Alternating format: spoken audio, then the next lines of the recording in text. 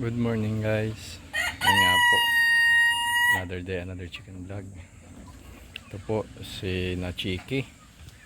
Nakita ko po kahapon na ako lang napansin yung isa po pala nating chiki na hen. May sugat sa paa. Tapos yung ating pong chiki na roe, inihiwalay po natin dahil nagkasugat po siya sa ilong. Tapos parang nagtamlayin siya, yan po.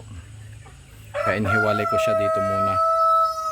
Pero baka po mamaya mukhang ayos na siya. Pag sasama-samahin ko na ulit sila, ilalagay ko sila sa buhangin. Doon sa isa nating kulungan, maglilipat tayo. At yan nga pala guys, ang ating mga anak ni Mocha, apat na hen. Yan. At ito naman yung mga reject natin. Ano na natin ngayon, dispose na natin ngayon. At saka itong ating, yan, may dalawa tayo ditong Brahma at isang native. Papadispose na natin lahat, hindi na natin sila kailangan. Yan, pang ulam na rin.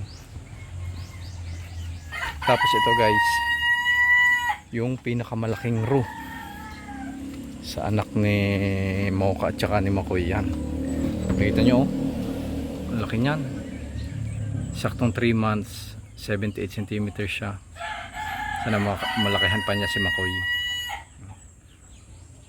Tapos nilinis po natin itong kulungan ng ating mga silky. Yan, nilipat po natin sila doon. Nilinis muna natin to dahil matagal na panahon hindi nalinis, mga 3 weeks siguro. So yung guys, update ko kayo mamaya pag na-dispose na namin yung ating mga forkal na manok. Itong ating isang roe na to, talagang tamad tong kumain.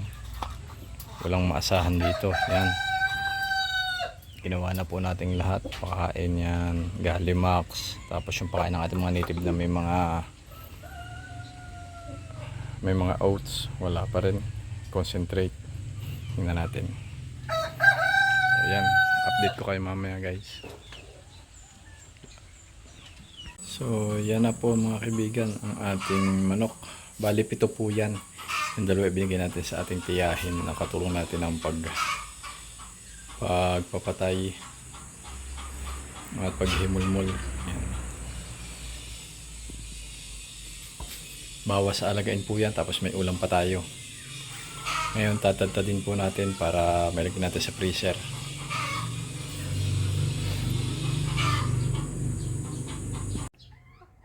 Ayan mga kaibigan, bumili po tayo sa online ng pressure sprayer.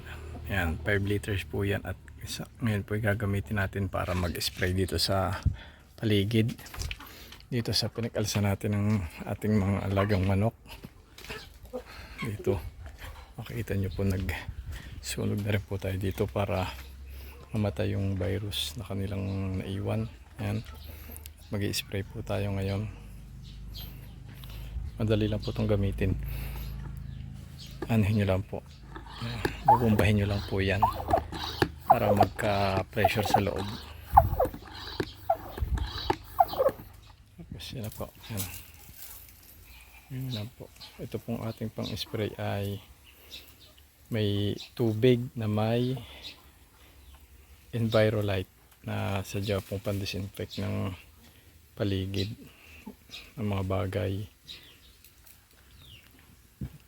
ng kapaligiran. Yan, pampatay po ng bakterya, virus kung meron.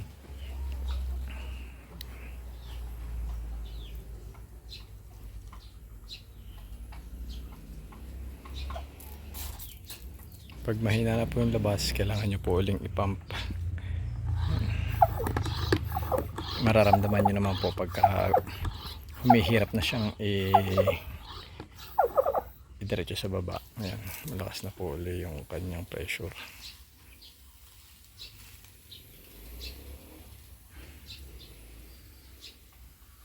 Dito po tumigil yung ating mga kinuwarante na manok, kaya sprayan po natin ng disinfect para hindi man po 100% makabawas tayo ng bakterya.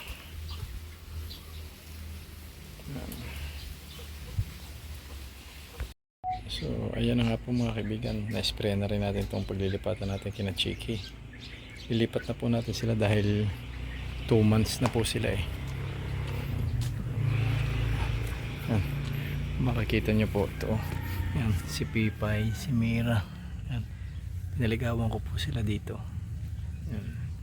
Nagdadastat po sila dyan sa ilalim. Kasi na Chiki atin po silang liligawan na.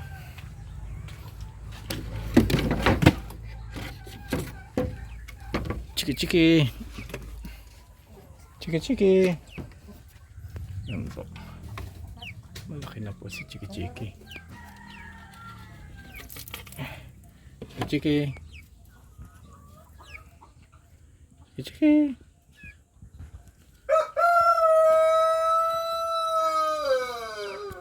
Oh, yan na po guys ang sina Chiki nalipat na po natin ang kulungan.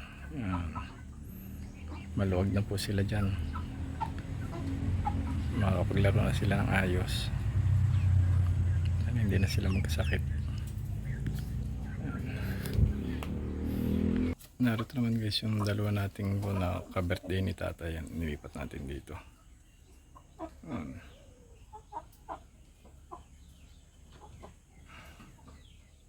So hanggang dyan na lang po muna ang update natin for today.